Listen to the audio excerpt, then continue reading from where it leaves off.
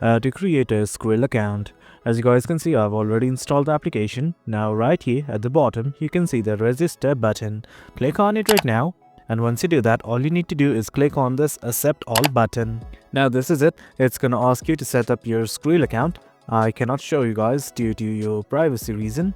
Simply enter your country of residence and the currency that you wish to select. Once you've done that, simply click on the next button. And once you've done that, it's gonna ask you to enter your email address along with the password that you want to use. Well, likewise, I cannot show you guys due to privacy reasons. I'm gonna input it right now and simply click on next right here. Now a verification code will be sent to your registered email address. Simply input the verification code and simply input on next once again. And finally, all you have to do is enter all of your details and finally click on next. And that is it, guys. Once you input all of the details, your account will be created.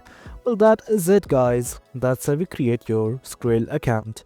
If you guys found this video informative and for more content like this, do remember to hit like, share and subscribe. Until next time, thank you.